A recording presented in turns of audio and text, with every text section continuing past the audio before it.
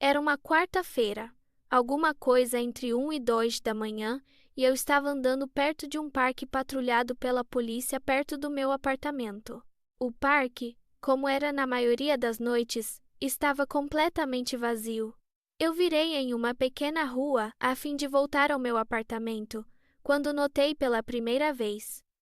No final da rua, do meu lado, havia uma silhueta de um homem dançando. Era uma dança estranha, semelhante a uma valsa, mas ele terminava cada pedaço com um passo estranho. Eu acho que poderia dizer que ele andava dançando em minha direção. Pensando que ele provavelmente estaria bêbado, eu passei para o mais perto possível da rua para deixar a maioria da calçada para ele. Quanto mais perto ele ficava, mais eu percebia o quão gracioso ele andava. Ele era muito alto e magro, e vestia um terno velho.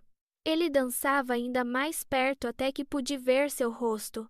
Seus olhos estavam bem abertos, a cabeça estava levemente inclinada para trás, olhando para o céu. Sua boca foi feita como um desenho doloroso e largo. Entre o sorriso e os olhos, resolvi atravessar a rua antes que ele dançasse mais perto. Eu parei de olhar para ele para atravessar a rua vazia.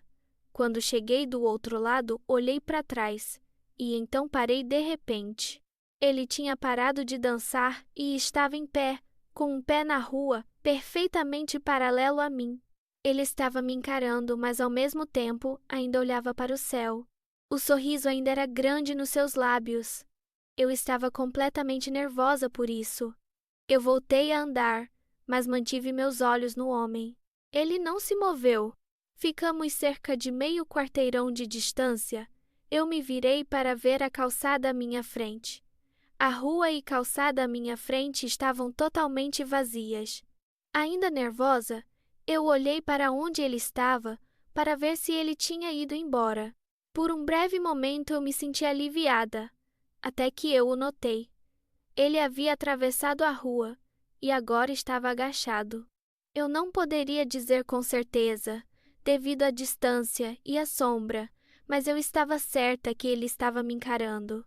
Eu havia tirado os olhos dele por não mais que 10 segundos, então estava claro que ele havia se movido bem rápido. Eu estava tão chocada que eu fiquei ali por algum tempo, encarando ele, e então ele começou a se mover em minha direção de novo. Ele dava passos largos e exagerados, como se fosse um personagem de desenho animado aprontando com alguém. Só que ele estava se movendo muito, muito rápido. Eu gostaria de dizer que nessa hora eu fugi ou retirei meu spray de pimenta ou meu celular ou qualquer coisa, mas não fiz.